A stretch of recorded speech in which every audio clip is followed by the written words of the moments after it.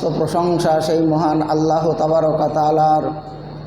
তার পরে পরে আকায়ে নামদার তাজেদারে মদিনা মুহাম্মদুর রাসূলুল্লাহ সাল্লাল্লাহু আলাইহি ওয়াসাল্লাম পর হাজার হাজার দরুদ ও শান্তির সুধা বর্ষিত হোক। আমিন, আল্লাহুম্মা আমিন। আমি আপনাদের সম্মুখে সূরা কাহাফের 83-84 নম্বর আয়াত পাঠ করেছি। সেই আয়াতকে সামনে রেখে সংক্ষিপ্ত আলোচনা রাখব ইনশাআল্লাহ। এই আয়াতে আল্লাহ তাআলা আল্লাহ রাসূলের সামনে যে তিনটে প্রশ্ন ইহুদিরা কুরাইশরা রেখেছিল, তার উত্তর দুটো এর ইতিপূর্বেই আলোচনা হয়েছে। আর এটা হলো 3 নম্বর প্রশ্নের উত্তর আল্লাহ তাআলা এই আয়াতে দিয়েছেন। 3 নম্বর প্রশ্ন ছিল জিলকারনাইন কে ছিল। জিলকারনাইন সম্পর্কে তারা জানতে চেয়েছে। আল্লাহ তাআলা নিজেই বলছেন ওয়ায়াসালুনাকা আন জিলকারনাইন। জিলকারনাইন সম্পর্কে তোমাকে ওই কাফেররা ইহুদিরা প্রশ্ন করছে, তুমি বলো, কুল, হে নবী তুমি বলে দাও, সাআতুলু আলাইকুম মিনহু যিকরা, আমি জিলকারনাইন সম্পর্কে তার বিস্তারিত পরিচয় কার্যাবলী এখন তোমাদের সামনে আমি আলোচনা করব।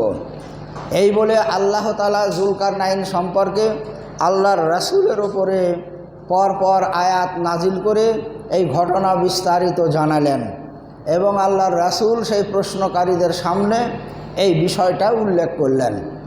যখন আল্লাহর রাসূল এই কথা বললেন, তার কাছ থেকে যখন জিলকারনাইন সম্পর্কে তারা সব কিছু অবগত হলো, তার পরবর্তী আর তারা কোনো প্রশ্ন করেনি। অর্থাৎ এই প্রশ্নের উত্তরে তারা সন্তুষ্ট এবং তারা যেটা আগে সিদ্ধান্ত করেছিল, এই প্রশ্নের উত্তর যদি দিতে পারে তাহলে জানতে হবে সে নবী, আর যদি এর উত্তর না দিতে পারে তাহলে জানতে হবে সে নবী নয়। অর্থাৎ নবী কি না তার ফয়সালা এই প্রশ্নের উত্তরের সঙ্গেই হবে। তার কারণ এই বিষয়টা আল্লাহ প্রদত্ত ছাড়া, আল্লাহ যাকে অবগত করায় সেই নবী এবং রাসূল ছাড়া দুনিয়ার সাধারণ মানুষের পক্ষে এই প্রশ্নের উত্তর জানা সম্ভব নয়। তো আল্লাহ রাসূল পরপর আসহাবুল কাহাফ সম্পর্কে এই কাহাফি আলোচনা আছে, সেই বিষয়ে তিনি বলেছেন। তারপরে রূহ সম্পর্কে দ্বিতীয় প্রশ্ন ছিল, সেটা সূরা বনী ইসরাঈলের মধ্যে আল্লাহ তাআলা বলেছেন, সে বিষয়টাও তাদের সামনে আলোচনা করেছেন। তৃতীয় প্রশ্ন সূরা কাহাফে 83 নম্বর আয়াত থেকে 98 নম্বর আয়াত পর্যন্ত আলোচনা করেছেন লাগাতার জুলকারনাইন সম্পর্কে। এখন জুলকারনাইন কে ছিলেন?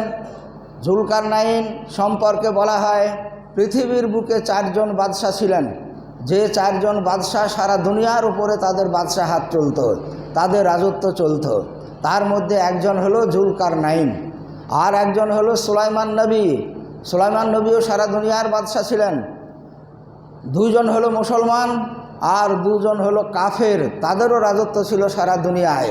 তাদের মধ্যে একজন হলো নমরুদ আর দ্বিতীয় জন হলো বুখতে নাসার।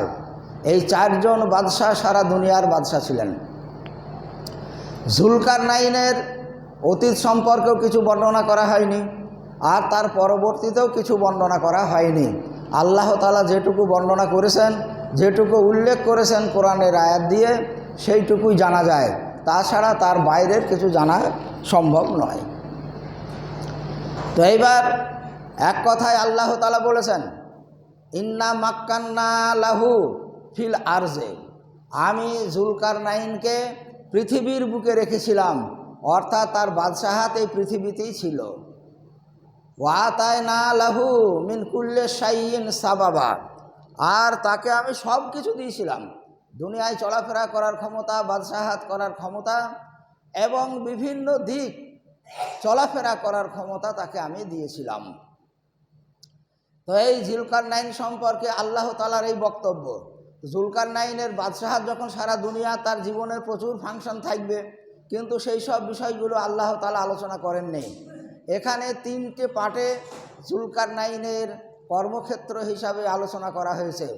তার মধ্যে একটা হলো যেখানে সূর্য অস্তমিত হয়, যেখানে সূর্য উদিত হয়, আর উত্তরে যেখানে ইয়াজুজ মাজুজরা থাকতো সেই জায়গায় তার একটা সফর। এই 3 জায়গার সফর আল্লাহ তাআলা উল্লেখ করেছেন। জুলকারনাইন সম্পর্কে অনেকে বলে থাকেন কারণ মানে হলো সিং, 2 সিংওয়ালা। আবার অনেকে আরবিতে কারণ মানে জামানা বলা হয়, 2 জামানা। আবার অনেকে বলা হচ্ছে কারণ মানে দিক, একটা হলো পূর্ব দিক, একটা হলো পশ্চিম দিক। পূর্ব দিক এবং পশ্চিম দিক ভ্রমণ করার কারণে তাকে জুলকারনাইন বলা হয়। তো এই জুলকারনাইন সম্পর্কে আল্লাহ তাআলা এবার আলোচনা শুরু করেছেন আল্লাহ রাসূলকে দিয়ে। তো দুনিয়ার বুকে তাকে রাখা হয়েছিল, দুনিয়াতে চলাফেরা করার সমস্ত ক্ষমতা আল্লাহ তাআলা জুলকারনাইনকে দিয়েছিলেন। তো জুলকারনাইন ভ্রমণ করতেন সারা দুনিয়াতে। তার যেটা মূল কাজ থাকতো, যে দেশে জালেম বাদশা থাকতো, সাধারণ মানুষ রাষ্ট্রীয়ভাবে তাদের সাধারণ মানুষের উপরে অত্যাচার করা হতো, সেই সব দেশের রাজত্বগুলোকে তিনি পরিবর্তন করে দিতেন। সেখানে ন্যায়পরায়ণ বাদশা সেখানে প্রতিষ্ঠিত করতেন, আর জালেম বাদশাদের উৎখাত করে সাধারণ মানুষের উপকারের কাজগুলো তিনি করতেন। এখন জুলকারনাইন সম্পর্কে অনেকেই বলে থাকে সেকেন্দার বাদশা আর জুলকারনাইন একই ব্যক্তি। অনেকে বলে থাকেন আলেকজান্ডার, তারও 2টো সিং ছিল, আলেকজান্ডার আর জুলকারনাইন একই ব্যক্তি। কিন্তু তাদের ধর্মীয় দিক, আচরণ, এ সমস্তগুলো আলোচনা করতে গেলে দেখা যায় এক ব্যক্তি নয়। তার কারণ হলো সেকেন্দার বাদশা তিনি ছিলেন অগ্নি পূজক, আর জুলকারনাইন ছিলেন আল্লাহর পূজারী, আল্লাহর বান্দা, আল্লাহর উপাসনা করতেন। সেকেন্দার বাদশাহ আলেকজান্ডার সে ছিল পৌত্তলিক, আর জুলকারনাইন পৌত্তলিক নয়, ইনি হলেন এক ঈশ্বরবাদী। সেই জন্য দেখা যায় জুলকারনাইন সম্পর্কে আল্লাহ তাআলা যেটা কোরআনে উল্লেখ করেছেন তার সঙ্গে আলেকজান্ডার বা সেকেন্দার বাদশার কোনো সম্পর্ক নাই, এ একক। তাই সেই জুলকারনাইন এক সময় ভ্রমণ করলেন, ফাত্তাবা সাবাবা, তার ভ্রমণ এক সময় শুরু হলো। সেই ভ্রমণে তিনি গেলেন সূর্য যেখানে অস্তমিত হয়। আল্লাহ তাআলা জুলকারনাইনকে দিয়ে সূর্য অস্তমিতর জায়গা, সূর্য উদিত হওয়ার জায়গাকে প্রকাশ করেছেন দুনিয়ার মানুষের সামনে। যদি জুলকারনাইন সেখানে না যেতেন, জুলকারনাইন সম্পর্কে আলোচনা যদি আল্লাহ না করতেন, তাহলে এই সব বিষয়গুলো জানতে পারা যেত না। আমরা সূর্য অস্তমিত হয় যারা যেখানে থাকি, কেউ দেখি অনেক দূরে গাছপালার আড়ে সূর্য অস্তমিত হলো, যারা পাহাড়ের দিকে থাকেন তারা দেখেন সূর্য পাহাড়ের ঢালে অস্তমিত হয়ে গেল, যারা অন্য জায়গায় থাকেন ঠিক অনুরূপ জায়গাতে দেখা যায় সূর্য অস্তমিত হয়ে গেল, চোখের আড়ালে হারিয়ে গেল। এই রকম অবস্থায় আমরা সূর্যকে দেখতে পাই। কিন্তু সেকেন্দার বাদশাহ সূর্য অস্তমিত হওয়ার জায়গায় গিয়ে তিনি পৌঁছেছিলেন, যেখানে যার পরে আর পৃথিবী নাই, যার পরে সূর্যের আর তার ওদিকে যাওয়ার কোনো রাস্তা নেই। এই রকম জায়গায় জুলকারনাইন এক সময় ভ্রমণ করলেন। এখন জুলকারনাইন তিনি হলেন একজন বাদশাহ সারা পৃথিবীর। তার ভ্রমণ তো একা নয়, তার সঙ্গে অসংখ্য মানুষ থাকতো, সৈন্য সামন্ত থাকতো, এ সমস্ত লোকজন নিয়ে তিনি ভ্রমণ করলেন। এখন কতজন তার সঙ্গে সেনা ছিল, কতজন তার সঙ্গী ছিল তা কিন্তু কোরআনে বর্ণনা করা হয়নি। কোরআনে সংক্ষেপে শুধু জুলকারনাইন সম্পর্কেই বলা হয়েছে। তিনি এইবার পশ্চিম দিকে যেখানে সূর্য অস্তমিত হয় সেখানে গেলেন তিনি ভ্রমণ করতে।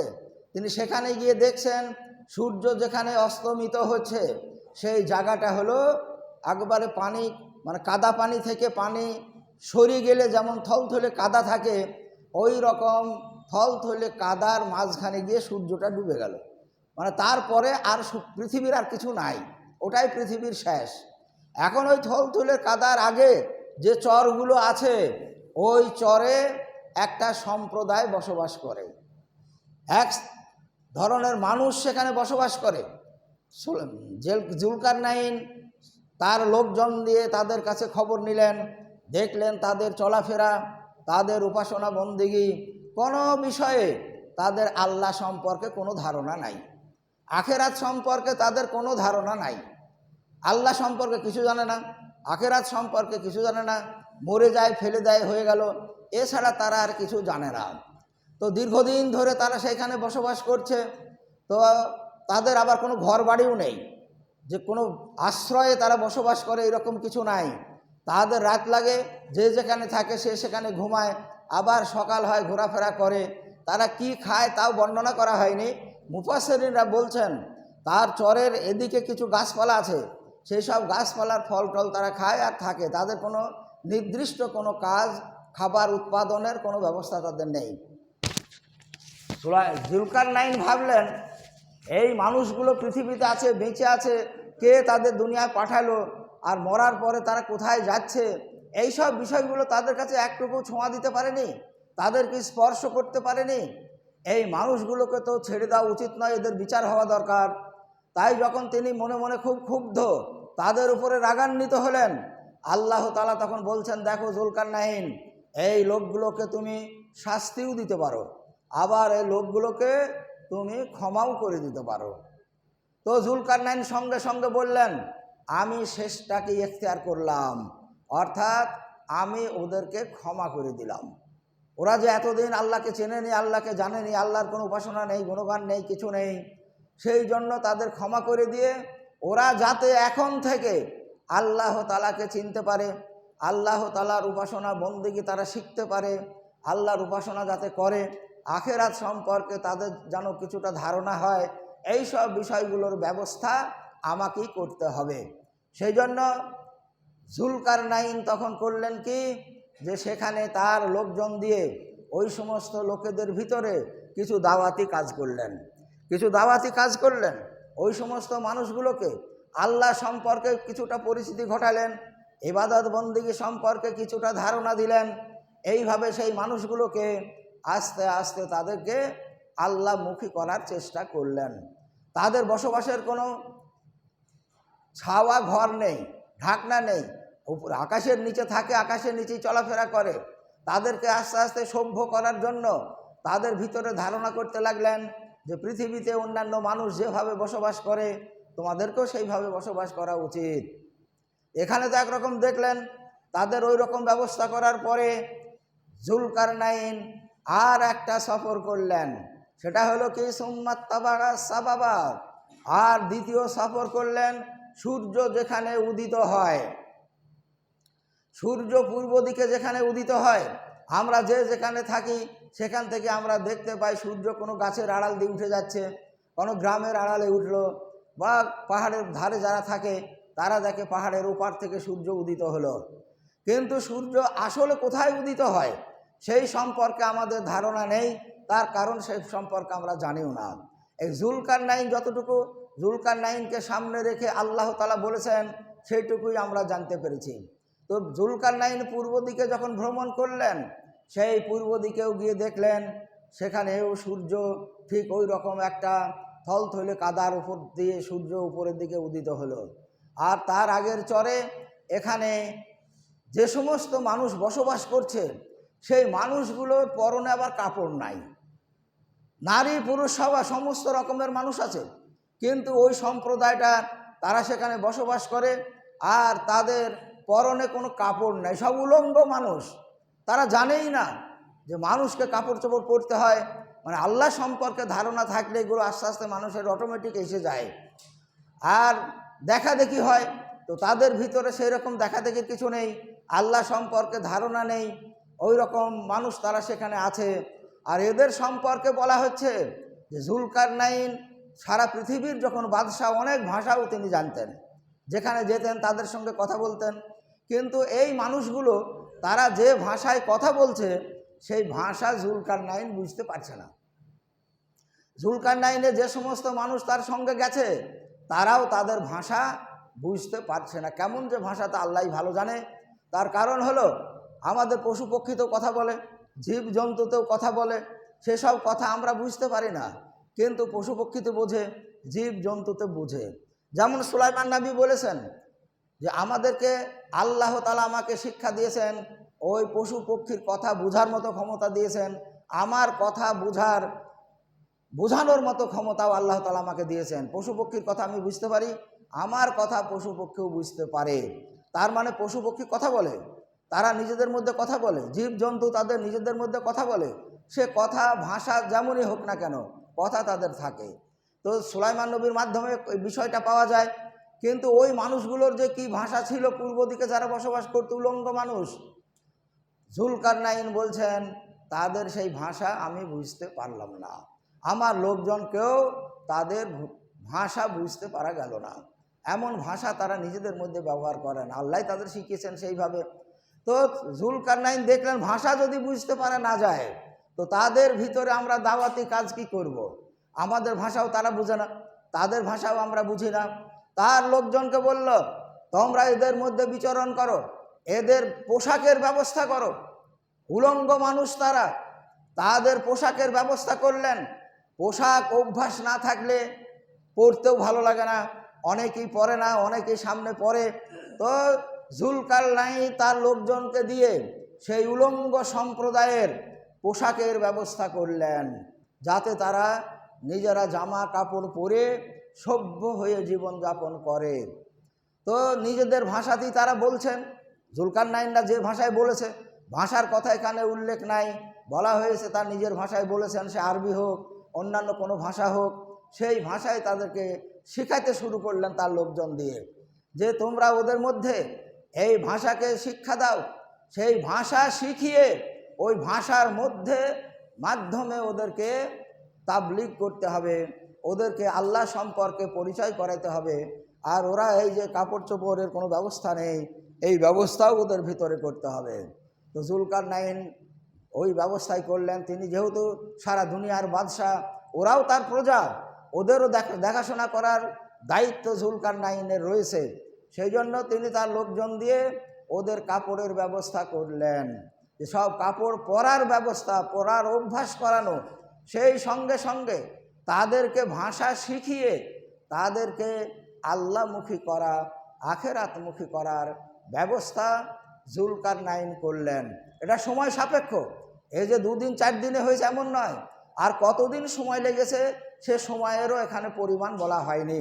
তো যাই হোক, তিনি করেছিলেন ওটাই, যেমন পশ্চিম দিকের লোকগুলোকে সভ্য করে করার চেষ্টা করেছেন, পূর্ব দিকের এই রকম উলঙ্গ সম্প্রদায়কেও তিনি পোশাকে আচ্ছন্ন করিয়ে তাদেরকে দিনমুখী, আখেরাতমুখী, খোদামুখী করার চেষ্টা করেছেন। আর এটা তার দায়িত্ব হিসাবে তিনি করেছেন। তার লোকজন দিয়ে এই 2 দিকে অস্তমিত হওয়ার জায়গা এবং উদিত হওয়ার জায়গায় যে সম্প্রদায় বসবাস করত, তাদেরকে তিনি যখনই দেখলেন এরা খোদামুখী নয়, এরা খোদা সম্পর্কে কিছুই জানে না, আর তাদের ভাষাও এরা বুঝতে পারছে না, তাদেরকে ভাষা শিখিয়ে, তাদের পোশাক পরিচ্ছদ পরিয়ে, তাদেরকে আল্লাহমুখী করে তাবলীগের কাজ তার লোকজন দিয়ে করিয়েছিলেন। আস্তে আস্তে তারা সভ্য হয়েছে। এই সব বিষয়গুলো জুলকারনাইনকে দিয়ে আল্লাহ তাআলা যদি আমাদেরকে না বলতেন, তাহলে আমরা কখনোই জানতে পারতাম না যে সূর্য গিয়ে একটা থলথলে কাদাতে অস্তমিত হয়, থলথলে কাদার উপরে সূর্য উদিত হচ্ছে, সেই জায়গার পূর্ব দিকেও আর কিছু নেই, পশ্চিম দিকেও আর কিছু নেই, দুনিয়া শেষ। এই শেষ প্রান্তের খবর আল্লাহ তাআলা জুলকারনাইনের মাধ্যমে সারা দুনিয়ার মানুষের সামনে উপস্থাপন করেছেন। আল্লাহ রসুলের উপরে আয়াত নাজিল করে এই সমস্ত ঘটনা বলেছেন। তো আল্লাহ তাআলা এই 2 দিককার যারা অজানা মানুষকে জানানোর চেষ্টা করা, এটা এখনও যদি কোনো মানুষ আমাদের সামনে পড়ে যে দিন সম্পর্কে কোনো ওয়াকেফাল নয়, দিন সম্পর্কে কিছু জানে না, যারা জানে তাদের কর্তব্যের মধ্যে এসে যায় তা প্রচেষ্টা চালানো, যে সেই লোকগুলা যেন আস্তে আস্তে দিনমুখী হয়, দিনের কাজ, দিনের কথা তাদের কাছে বলার দায়িত্ব যারা জানে তাদের। যেমন জুলকারনাইন সেখানে তার লোকজন দিয়ে ওই লোকগুলোকে হিদায়ত করার চেষ্টা করেছেন, তার লোকজন দিয়ে পূর্ব দিকের সেই উলঙ্গ সম্প্রদায়কেও সভ্য এবং দিনদার বানানোর চেষ্টা করেছেন।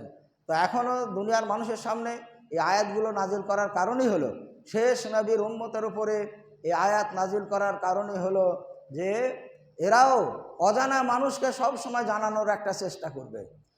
সে জানুক না জানুক তার ব্যাপার, কিন্তু তার প্রচেষ্টা চালাতে হবে সে যাতে দিনকে বোঝে, আল্লাহকে বোঝে, আখেরাত বোঝে, এই সমস্তগুলো যারা আস্তে আস্তে বুঝতে পারে। এই দায়িত্ব শেষ নবীর উম্মতের উপরে অর্পিত হয়েছে এই আয়াতের মাধ্যমে। তো আজকে তার দুটো সফরের কথা আলোচনা হলো, আর একটা সফর বাকি থাকলো, সেটা ছিল উত্তর দিকে। আমরা যে ইয়াজুজ মাজুজের কথা শুনি, সেই ইয়াজুজ মাজুজ যে আমরা বলি তাদেরকে এক জায়গায় ঘেরা আছে, সেই ঘেরা কিয়ামতের আগে তারা ঘেরা ভেঙে বাইর হবে, বাইর হয়ে সারা দুনিয়ায় সয়লাভ হয়ে যাবে, সারা দুনিয়া পানি, সাগরের পানি পর্যন্ত খেয়ে শেষ করে দেবে সেই ইয়াজুজ মাজুজ। ওই ইয়াজুজ মাজুজকে এই জুলকারনাইন এক জায়গায় প্রাচীর দিয়ে ঘিরে বন্দি করে রেখে দিয়েছে, পাহাড়ে, দুই পাহাড়ের মাঝখানে। তারা তা পার হয়ে আর এপারে আসা তাদের পক্ষে সম্ভব হয় না। এই দিকটা আগামী দিনে ইনশাআল্লাহ আলোচনা হবে। ইয়াজুজ মাজুজকে কেন ঘিরলেন, কারা ঘিরতে বললেন, আর কেনই বা তারা বললেন, এই বিষয়গুলো আগামী জুমাতে জুলকারনাইনের এই পাঠটা, এই সফরটা নিয়ে আলোচনা হবে ইনশাআল্লাহ। ওমা তাওফীকি ইল্লা বিল্লাহ।